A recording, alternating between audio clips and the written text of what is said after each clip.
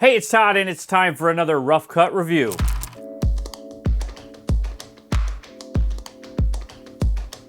Hey, welcome to Rough Cut Reviews, where you send me a rough cut of your edit, and spoilers, I review it and give you notes on how to better your edit. And if you'd like to send in your rough cut for review, you can send a link into roughcutreviews@gmail.com.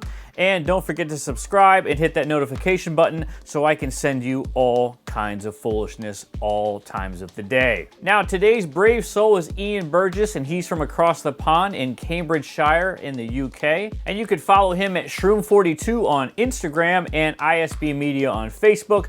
I'll leave links in the description. And Ian sent me a video that's a TV show, kind of educational, reality show type of thing, called Bandit O'Clock. It's a motorcycle show where he shows you how to repair and fix motorcycles. And it's a very interesting format, very much so in line with a lot of things out there that are on high-end YouTube channels or Discovery Channel or things of that nature. Education with entertainment. Really great format and a fun way to tell a story. Now, an interesting fact about this project is that Bandit O'Clock was a spec piece that he did for a magazine that he regularly freelances for. It's this classic motorcycle mechanics, and he pitched it to him, he did a spec, he showed it to him, they liked it, and they gave him a little bit more of a budget so he could pursue creating more video, because we all know video is the future. So congrats on that, and that just goes to show you that sometimes we all need to do something for spec or something for free so that we can show proof of concept so that the client can understand what we would like to do for them. Now let's get into the technical weeds. Ian shot this with a D500 as well as a D5500. He utilized a Tamron 10-24 as well as a Nikon 18-200. For the audio, he used a Video Mic Pro from Rode, and camera movement, he utilized a Feiyutech A2000 gimbal, and I'm going to also assume that he utilized a GoPro for some of the POV shots that are on the motorcycle, which you'll see in a little bit. Now, in terms of editing, he utilized Hit Film Express for his titles, and then the rest of everything else he edited and colored in DaVinci Resolve. And just like before, we'll watch it once through with minimal comment, and then I'll go back through it with some of the notes that I've made about how you can improve the edit and how he might be able to take it to the next level. And hopefully everybody out there can get a little bit of information that might be able to help them on their video projects. And I will also leave a link in the description to the original video as well as some of Ian's other projects if you don't want to hear me yammering over top of the video the whole time. And with that being said, let's get this party started. Alrighty. Bandit O'Clock. Let's get back to the beginning here and begin. Hello everybody, welcome to Series 2 of It's Bandit O'Clock.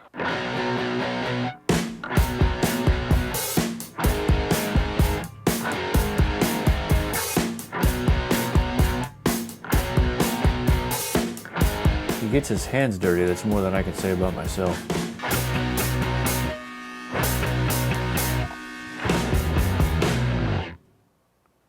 So for those of you that didn't watch Series 1, I bought this Bandit 1200 that was a bit rough around the edges and needed some work doing. Replaced things like the front brakes, the brake lines, the chain and sprockets. The clutch needed replacing because that was slipping badly. The carbs was rebuilt. The bike went on the dyno just to see how the fuel was doing. And yeah, so if you haven't watched that, I would recommend checking it out and you can see what we've already done. Well, show me. So now it's on to Series 2. So what are we going to be doing for this series?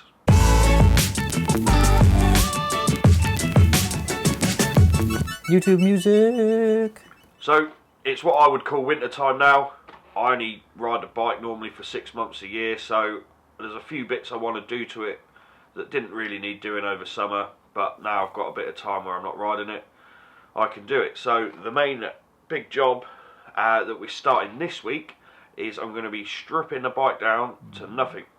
I want to powder coat the frame because it is quite rusty. I want to protect it because I want to have this bike for lots and lots of years into the future, and I just want to make sure it lasts. So to powder coat the frame, I've got to strip absolutely everything off the bike.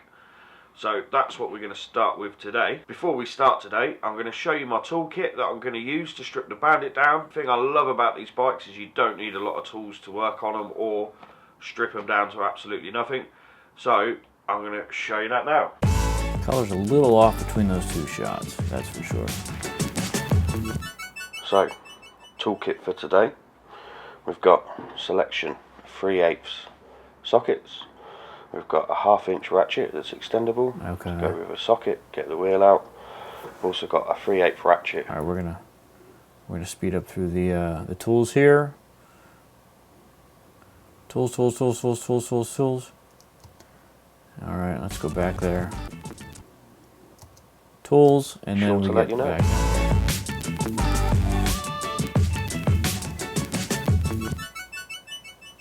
I'm going to make a start stripping the bike down, and the first tool I need is the key.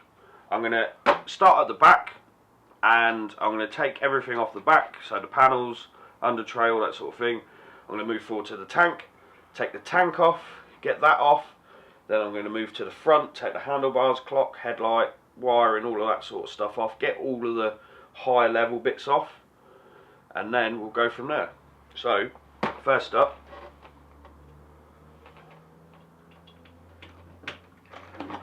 take the seat off. See a little bit of dead space there, for sure. So I'm going to take these rear panels off, and for convenience, the bolts have already been removed. So there's 2 Phillips heads there, 2 plastic Phillips heads there, and then there's a couple underneath as well that hold it all up. Mechanics. Rear light has been disconnected, so the indicators. So I just need to pop these out. Thank God for people like him. And then pop. Or we'd never have anything The fixed. plastic lugs out, which you need to be careful with because they do snap off. And then the whole rear end comes off. Look at that. As one piece.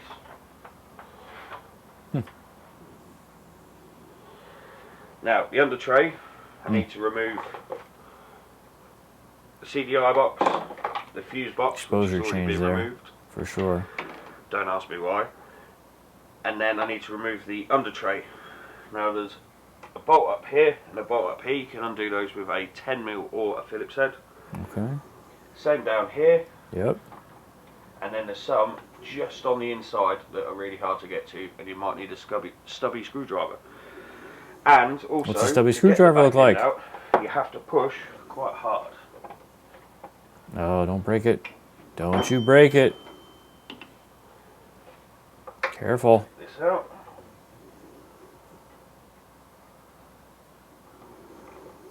This is the point in time when I'm fixing something where I break it or I lose things. What I have got is some lovely little pots. It's a good idea. Just keep my screws in, so I Nice. know where they've come from.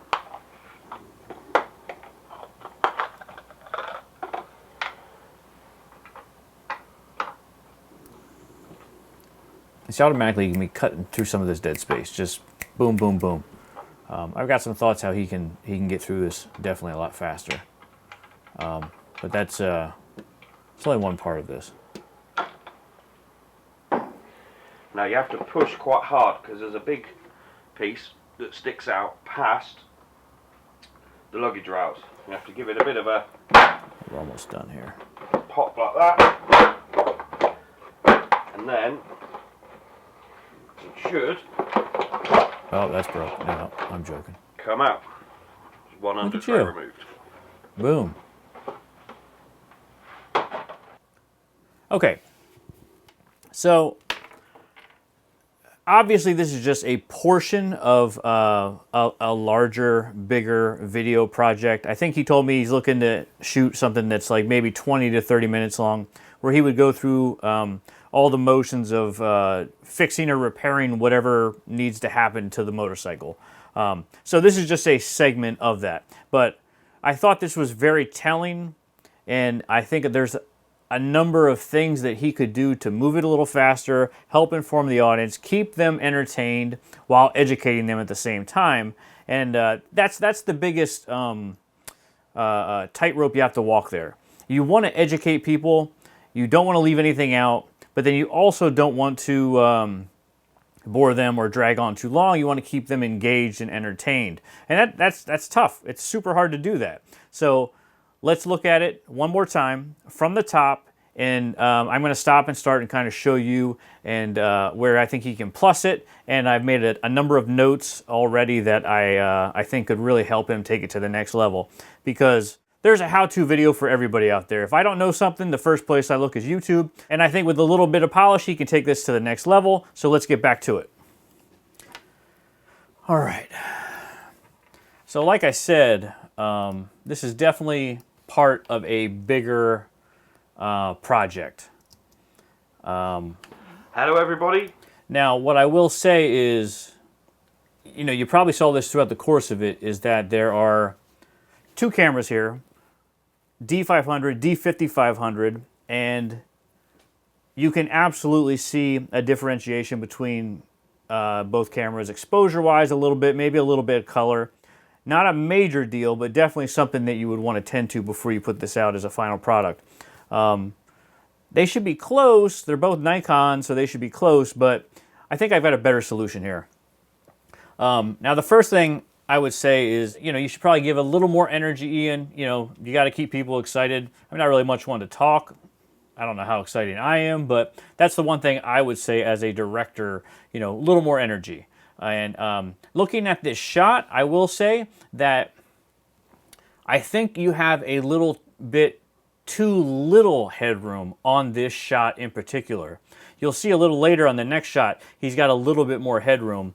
I don't know if you cropped in on this or if you shot it this way, but I would definitely go a little bit wider, especially with a wide shot. I think you could let it you could let it breathe a little bit more on top of the head there in a wide shot. As you get closer and closer, you can, you know, give yourself a little bit of a haircut. But in a wide shot like this, it feels a little too compressed, a little too claustrophobic. So let's just kind of start this and stop from here and there. Hello, everybody. Welcome to Series 2 of It's Bandit O'Clock.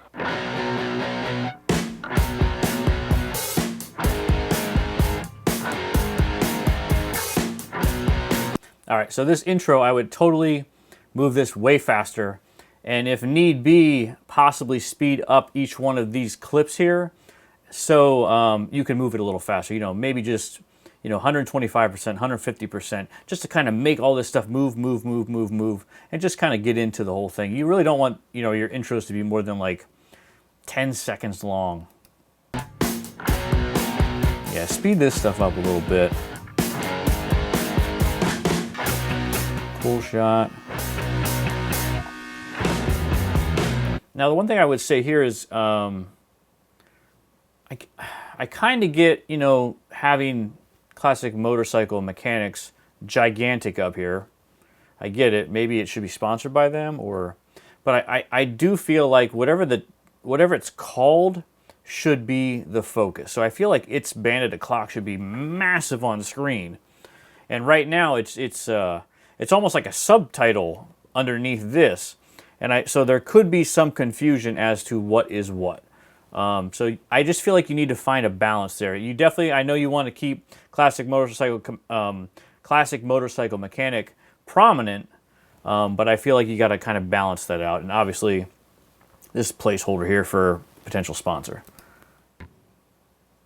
So for those of you that didn't watch Series 1, okay, before we get into that, the one thing I will say is the difference in audio quality between the dialogue and the music is something I need to address. The music is very loud. The audio is okay. He said he had a Rode VideoMic Pro. You can tell it's kind of on the camera far away here. The one thing he may want to look to in the future is, Ian, you might want to possibly try to boom the mic up over top the frame so you can kind of get that mic in there closer to you, or possibly invest in like a lavalier so that the microphone follows you, because you're doing stuff, you're moving around the whole time. You might want that microphone to just follow you where you go. If I back up here just slightly. So for those of you that didn't watch Series 1, I bought this Bandit 1200 that was a bit rough around the edges and needed some work doing. Replaced things like the front brakes, the brake lines, the chain and sprocket. Okay. Don't tell me about it, or you can tell me about it, but if you say it, again, if you've seen this video on my site, if you haven't, I'll leave a link somewhere up here. If you say it, show it, and or spell it. So as you're telling me, if you saw episode 1, this happened and that happened. Show me. This is a huge thing for me. If it's important enough to say it, it's important enough to show it and maybe even spell it to help inform the audience a little better. So he's talking about season 1. You may remember I did this to the bike, I did that to the bike. See it. If it's in episode 1, you already have the footage. Recycle that. Make this exciting. Let me see what you did last time. Show a clip of that, show a clip of this. Keep this moving. The talking head, Ian, as handsome as you are, and trust me, you are a handsome devil, it gets boring just looking at somebody talking to camera the entire time. Show them what you're talking about. If you've got footage of it, show them, show them, show them. If they say it, show it, spell it. The clutch needed replacing because that was slipping badly. The carbs was rebuilt. The bike went on the dyno just to see how the fuel was doing. And yeah, so if you haven't watched that, I would recommend checking it out and you can see what we've already done. And I will say is if you show it when you say it, that'll be more motivation for people to go watch it. Now, like you just said, if you haven't seen it, go watch it. Well, you have an opportunity here to tease it and show me like what had happened before, and that might motivate me to go watch it. So there you go. All right, so one other thing I want to point out here is these two shots here. Now, obviously we talked about there being a difference in color here. So now, and exposure might be a little off, but you know, all that can be fixed. What I think should be happening here is you're shooting with a D500 and it shoots 4K. And you're talking to camera. And this is the perfect example of why I think you should shoot 4K and edit in 1080. Because you could shoot with one camera right here and then, you know, crop in here on your face for a close-up. You know, say you make a mistake and you want to punch in and get the next shot. You could do all that in this one single shot here. That's your one single shot. If you want to have that second camera off to the side, put that on the bike. Put that on what you're talking about in this episode on the bike, or just put it on the bike in general. Or where you're going to be working, or maybe an over-the-top, overhead shot, or something. Because I feel like you have all your coverage that you need in a 4K master right here. Especially on something that you're doing like this with its spec. Get 2 shots out of this 4K, get the wide, get the medium, or you know, whatever you need there, and use the other camera for the cutaways of the bike or whatever you're working on. That way, your shots of you as a host will always be consistent. You'll always keep your eye line consistent with your audience. Your skin tones and all that stuff won't fluctuate. And if the other camera's a little off and you have to tweak it, and you know, looking at the bike, people aren't as judgy as they are with skin tones. So I definitely think shooting 4K for this main shot, crop in for the close-up, edit in 1080, and use that second camera for pickups for when you're getting into you know, back here. Maybe you put the camera behind or all that stuff. But that is what I would recommend. I think you're better off shooting in 4K, cropping in to the camera you're talking to should be 4K, edited in 1080. We've already done. So now it's on to Series 2. So what are we going to be doing for this series?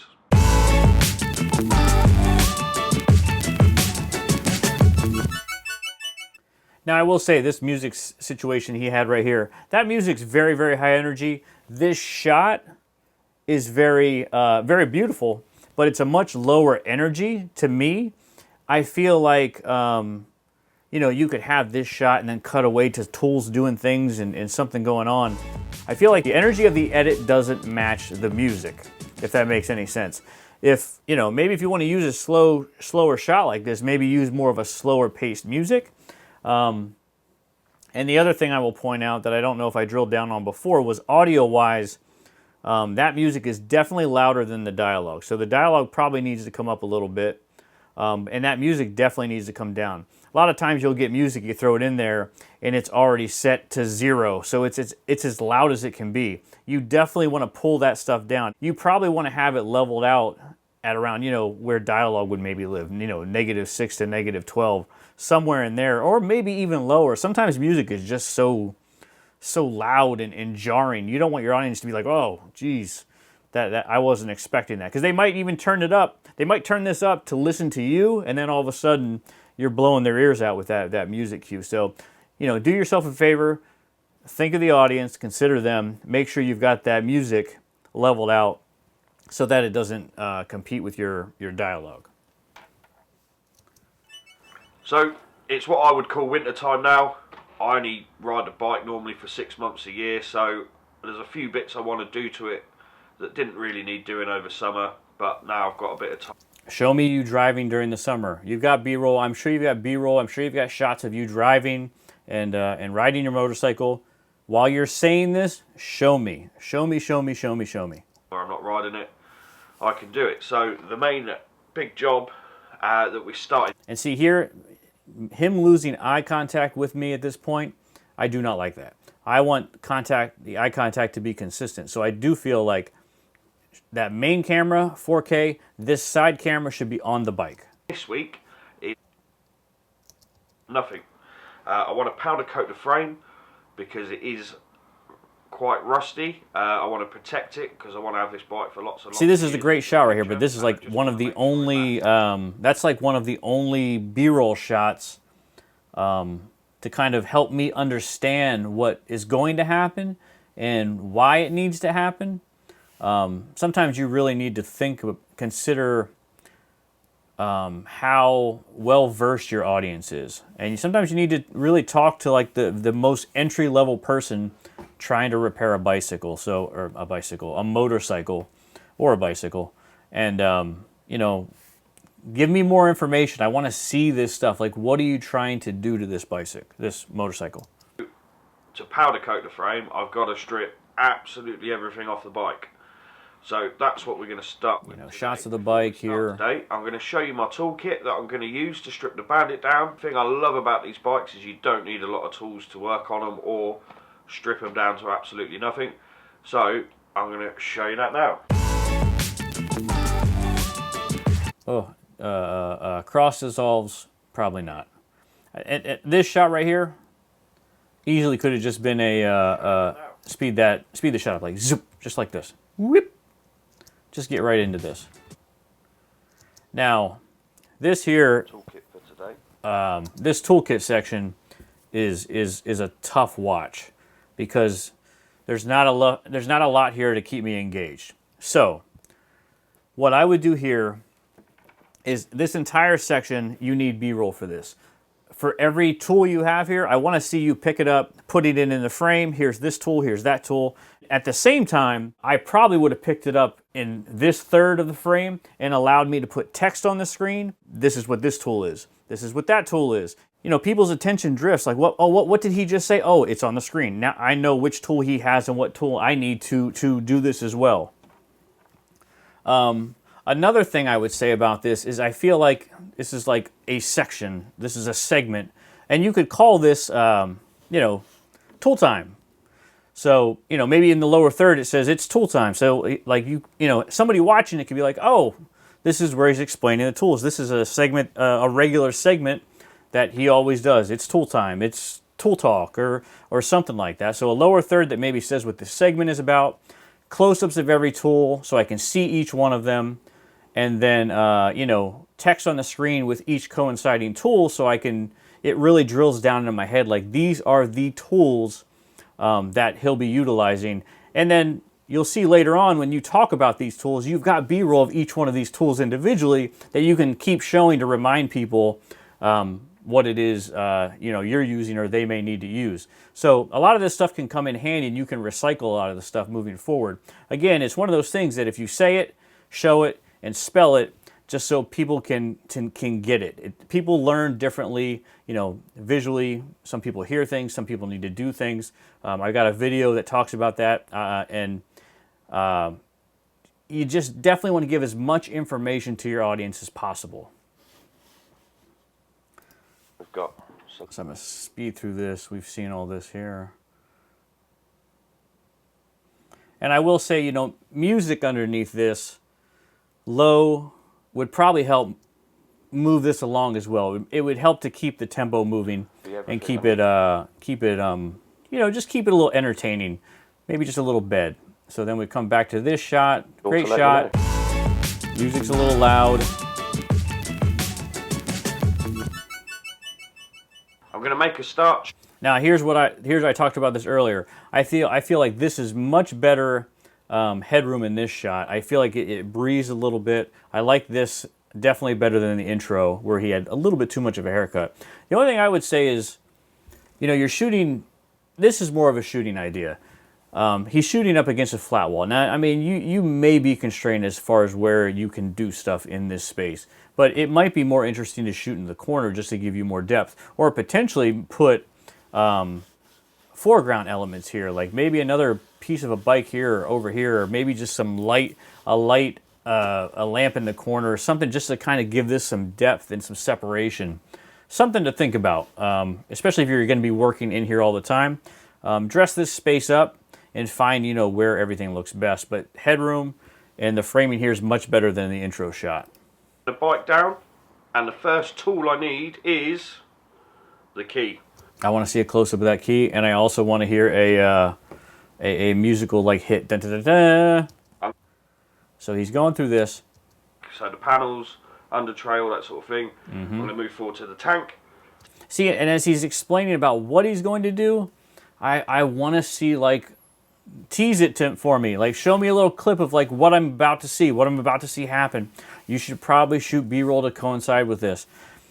I know you're like, oh my goodness, Todd, this is going to be a pain in the butt. I got to shoot so much B-roll, but it just helps to keep the audience engaged. More B-roll will help to just keep things moving and really help people understand, like, oh, he's talking about that part of the bike. He's talking about that specific tool. B-roll, B-roll, B-roll. If you talk about it, show me. The tank off, get that off. Then I'm going to move to the front, take the handlebars, clock, headlight, wiring, all of that sort of stuff. I would like to see B-roll of this too. Like, show me the parts. Bits off, and then we'll go from there. So, first up. And I think you could speed ramp this. You know, anything that takes a little bit of time, just speed it through, like, you know, just 125%, 150%. Doesn't need to be crazy. See, this is a lot of space. I would cut that out, get right back to this. Maybe a little bit of a jump cut. So there's two Phillips heads there, two plastic show me and over. I want to see B-roll of that, like what that screw looks like. Rear light has been disconnected, so there's that. This thing comes off. The whole rear end comes off as one piece. See all this? As soon as he says one piece, cut. The under tray. And then now. Remove. Anytime you're not really talking, and if nothing's happening on screen that's really important for the audience to see, cut it out. Keep it moving. Get back and get into the meat and potatoes of it all. The CDI box, the fuse box, which has already been removed. The under tray. Now there's a bolt up here and a bolt up here. You can undo those with a 10mm or a Phillips head. See, right there, he just mentioned another tool that he needs to use to do that. If you had that B-roll from before, as soon as you mention it, boom, you pop up that B-roll of you holding that up in that frame where the toolbox was, and now you've helped to establish, once again, this is the tool that you're going to be using. And if you shoot it all for that tool time segment, you can recycle that the entire time while you're fixing this bike up. Same down here. And I didn't see what you were saying down there. Some just on the inside that are really hard to get to. And again, I will say, if you shoot this wide shot in 4K and you edit in 1080 so you can punch in different places, you could follow down almost like somebody on a tripod, and I think that would add a lot of production value to this. Might need a stubby screwdriver. Where's the stubby screwdriver? So show me the stubby screwdriver. And also, to get the back end out, you have to push quite hard.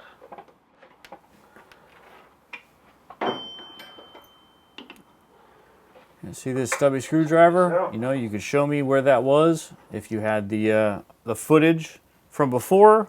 You shot all that when you're doing the toolbox thing. You would have B-roll of that tool, and you could show me the stubby screwdriver and all that stuff.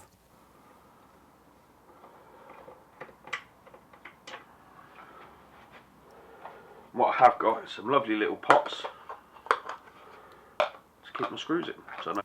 See, I think that's great as well. I think that's like a quick tip, and I think you should have maybe, you know, name that segment quick tips or tool tips or something, and, you know, put a lower third down there. Show us the box. Put text on the screen to reiterate. You know, put screws into a container so you don't lose them. You know, drill down on that stuff so these are facts that people could walk away with after they watch your video. They've come from.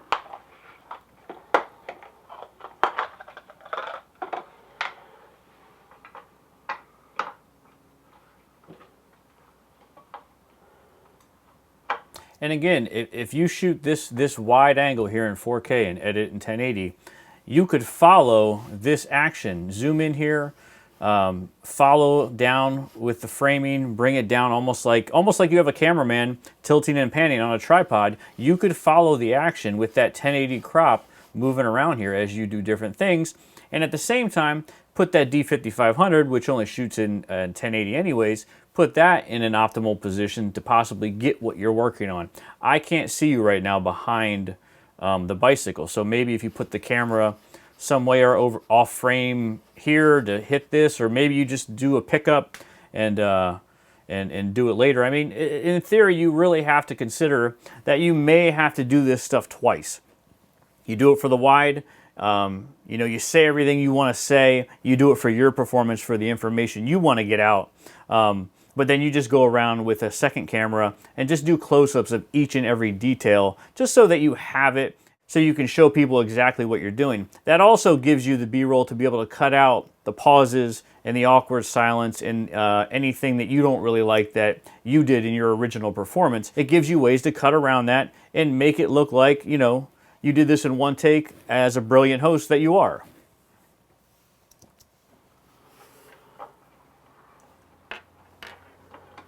This needs to be sped up for sure.